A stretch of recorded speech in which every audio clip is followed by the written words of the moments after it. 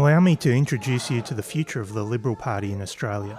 No! Once more, if no! A message to the party faithful. If you don't know, vote no! Once more, if you don't know, vote no! Honestly, this slogan would have to be one of the stupidest things I've ever heard. It's a rallying cry to the willfully ignorant. Let's not be ignorant, let's not be uninformed. Let's look at both the referendum question and the proposed constitutional amendment. It won't take us that long, and at the end of this, you will know. And once you know, what reason to vote no are you left with? I mean, really. The referendum question, or what you'll be asked to vote on, is really not that complicated. It's this. A proposed law to alter the Constitution to recognise the First Peoples of Australia by establishing an Aboriginal and Torres Strait Islander voice. Do you approve this proposed alteration? The constitutional amendment proposed is also relatively simple. This here is the whole thing. It's proposed that a new chapter, Chapter 9, titled Recognition of Aboriginal and Torres Strait Islander Peoples, be inserted into the Constitution. Don't get scared now, this is not Game of Thrones, you're not going to have to read through 30 pages. This chapter is 3 dot points. Let's go through them slowly. In recognition of Aboriginal and Torres Strait Islander peoples as the first peoples of Australia. So that's just formally recognising the fact that the Aboriginal and Torres Strait Islander people are the first peoples of Australia. Not that complicated. That shouldn't be that contentious. Dot point 1. There shall be a body to be called the Aboriginal and Torres Strait Islander Voice. All this is doing is setting up a body called the Voice. Placing it in the Constitution gives it a certain level of protection from the politics of the day. So the voice, the body, or the concept if you like, is constitutionally enshrined. It's as permanent as anything else in the Constitution. Its removal from the Constitution would require another referendum. The detailed design of the voice, however, is determined by the Parliament. The design of the voice, or how it will work, will be set by the Parliament and go through the normal Australian lawmaking process. In case it's not clear, this means that the design of the voice can be changed, updated and improved through the very normal, very regular, transparent lawmaking process we have in this country. One of the better descriptions of the voice and its interaction with the Constitution and the Parliament comes from former Chief Justice of the High Court of Australia, Murray Gleeson, who described it as being constitutionally entrenched but legislatively controlled. Dot point 2. The Aboriginal and Torres Strait Islander voice may make representations to the Parliament and the Executive Government of the Commonwealth on matters relating to Aboriginal and Torres Strait Islander peoples. So this just means the body called the Voice can speak with the government about things that impact Aboriginal and Torres Strait Islander people. Speaking and having the government listen should in theory lead to better, more informed decision making, and hopefully better outcomes. It's a dialogue. I'll read part of dot point 2 again. May make representations to the Parliament and the Executive Government of the Commonwealth on matters relating to Aboriginal and Torres Strait Islander peoples. Did you notice what's not included there? There's no obligation on the Parliament to take action on these representations. There's no power there for the voice to overrule parliamentary decisions. The Parliament is still a Parliament. Which leads nicely into the last dot point. The Parliament shall, subject to this Constitution, have power to make laws with respect to matters relating to the Aboriginal and Torres Strait Islander voice, including its composition, functions, powers and procedures. This is saying, just to alleviate any doubt, that at the end of the day it's up to the Parliament to make the final decisions on how the voice will work in practical terms. So that's the referendum question and the proposed constitutional amendment out of the way. Let's take a look at some other voice-related stuff to hopefully clear up a lot of the misinformation I've seen floating around. You may have received your official yes-no pamphlet in the mail recently. If so, and you've read it, then there's one very important fact that you should keep top of mind. Remember that the Australian Electoral Commission has no involvement in preparing the yes and no cases. The yes and no cases are published without amendment from the AEC. In other words, they haven't been fact-checked. Fortunately, there are legal experts able to do that fact-checking for us, including 3 law professors that have picked apart both the yes and no cases presented in the pamphlet. So what did they find? For the yes case, this analysis reveals that the yes pamphlet's claims are accurate. And for the no case, in contrast, the no pamphlet's claims are largely misleading. That is, the claims are out of context, with relevant information omitted, or imply something that is incorrect. They go on to say the no pamphlet is replete with factual inaccuracies and misleading and unsupported claims. When you're armed with the truth, you can't fail. And that's what we're going to go forward with. We're going to be armed with the truth. Are you sure about that? You can read the full 84-page analysis online. The link's in the description. The document is very, very thorough and goes through the content of both the yes and no cases presented in the pamphlet line by line. The fact that there's no legal requirement for either side to tell the truth here is a big problem. It should be a great shame on both the major political parties that they couldn't find their way to support truth in political messaging. Prime Minister, right now it's perfectly legal for political parties and politicians to lie in advertising for elections and referendums. I tabled my Stop the Lies bill yesterday to stop this. Will the government support regulating against misleading and deceptive advertising in election and referenda advertising to ensure a fact-based, respectful debate on The Voice? Spoiler alert, the answer was no. Labor sided with the coalition to block the Stop the Lies bill. And like I said, that should be a source of great shame for both major political parties. But that's an issue for another day.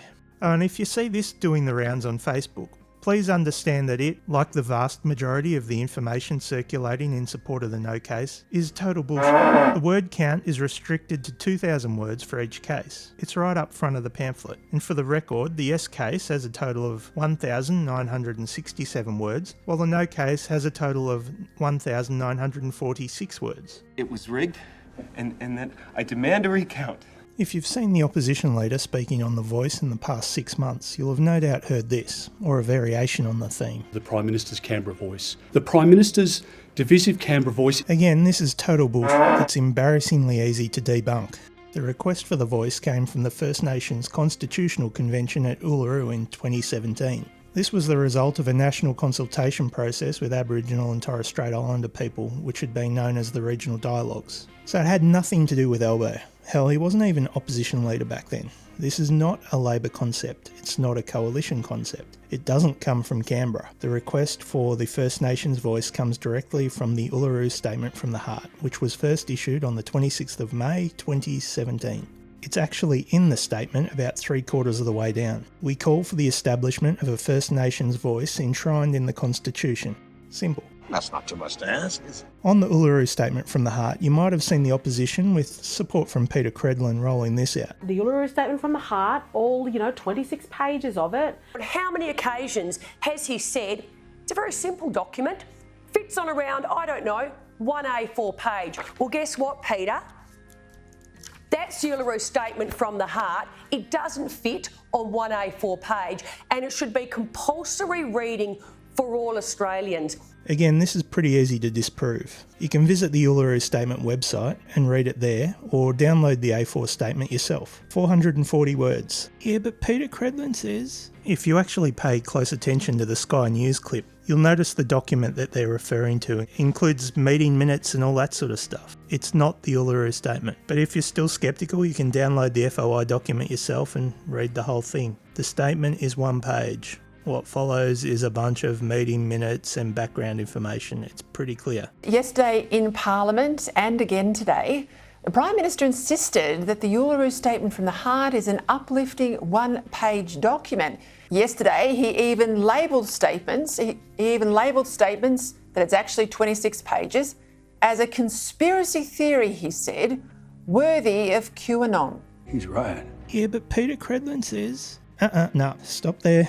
The National Indigenous Australians Agency confirmed that the Uluru Statement was in fact 1 page. The additional pages referred to and contained in Document 14 of the FOI are background information, including minutes of meetings held with Indigenous communities in 2016 and 2017. That is the Uluru Statement from the Heart. All that aside, when it comes to the referendum, whether the statement is 440 words or 440 billion pages, it doesn't actually matter, as it's not what you're being asked to vote on anyway. Because there is an enormous amount of risk in what the Prime Minister is proposing with the breadth of words that he has in there. According to the No camp, the voice is legally risky and will clog up government decision-making and the courts. I mean, that sounds scary until you learn that the vast majority of legal opinion would use polite lawyer speak to describe that as total bullshit. The overwhelming majority of expert legal opinion that has considered the various legal risks associated with the constitutional amendment have indicated that it represents very low legal risk in terms of likelihood of extensive or prolonged litigations in the courts or the clogging up of government and parliamentary decision making. Robert French, who was Chief Justice of the High Court of Australia between 2008 and 2017, and Geoffrey Lindell,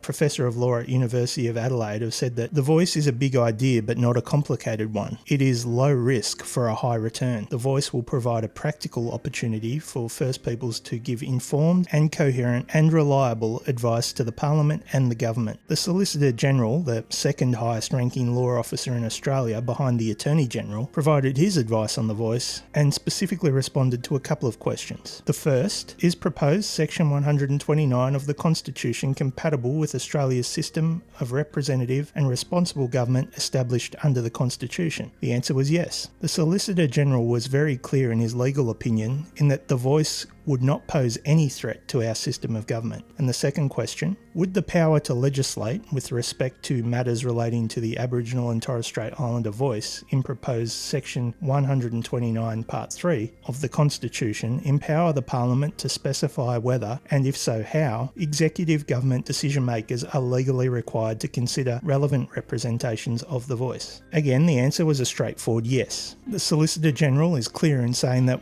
while it would plainly be desirable for executive government to consider any representations that the voice makes to it, it's up to the Parliament to decide how those representations will be managed. In other words, as the Attorney General already laid out in the second reading speech for the Constitution Alteration Bill, it's a matter for the Parliament to determine whether the executive government is under any obligation in relation to representations made by the voice. So to be clear, it is the Solicitor General's view that the proposed constitutional amendment, aka the voice, is not just compatible with the system of representative and responsible government prescribed by the Constitution, but an enhancement of that system. Remember, the Solicitor General is independent from government, and it's their job to provide independent legal advice to the government. Some other key points from the Solicitor General's legal advice that also counter a majority of the arguments from the no case include: the voice clearly has no power of veto. The voice's function of making representations will not fetter or impede the exercise of the existing powers of the Parliament. The constitutional amendment would not prevent the Parliament from legislating until it receives a representation from the voice, nor would it require the Parliament to consult with the voice before legislating, nor would proposed Section 129 impose any enforceable obligation under the Parliament to consider representations from the voice, let alone to follow such representations.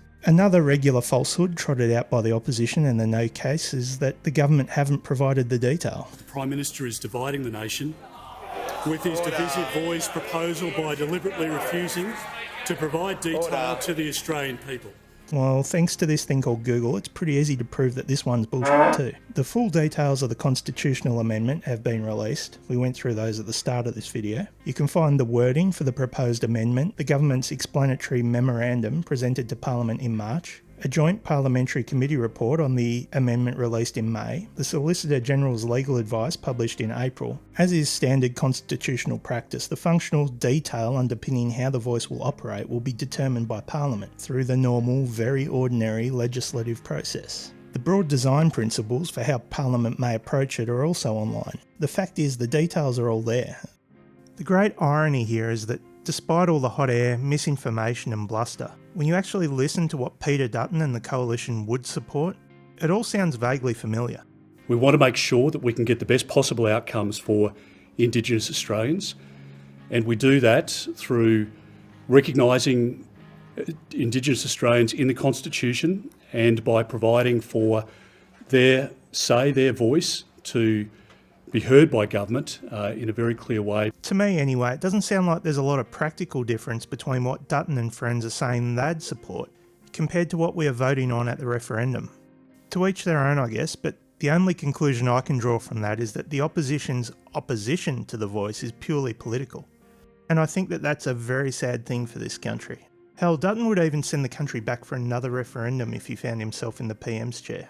So you'd hold another referendum? I believe very strongly, yes, I believe very strongly that it is the right thing to do. I wonder when Dutton's political career is at an end and he looks back on this period of time, regardless of the referendum's outcome, will he be proud of the position he's taken and what he's achieved? You might have seen garbage on Facebook or from the Muppets on Sky who have been screeching stuff like this. I'm going to talk about the voice, and I have to keep returning to this because it threatens to change our country forever. You see, if it succeeds, it is going to divide our nation along racial lines, creating an apartheid system of governance. This, as I've said before, is actually the start of apartheid in Australia. For me, this suggestion is about as stupid as it gets and demonstrates either a fundamental lack of understanding of what apartheid was and what the voice would be, or it's just plain gaslighting on an industrial scale designed to stoke a fear response in their audience. Professor Dominic O'Sullivan from Charles Sturt University described the voice and apartheid as polar opposites, as the voice is a path towards democratic participation, while apartheid eliminated any opportunity for this. Or Dr. B.D. Harris, also from Charles Sturt University, who said that apartheid restricted where people could live, required separate access to public facilities, deprived people of the right to elect members of parliament, and prohibited people of different races from marrying. How the voice could be described as creating such a system is unfathomable. Dr. Harris also said that statements like Bernardi's linking the voice to apartheid revealed not only ignorance about what apartheid was, but also about what the constitutional effect of the voice would be.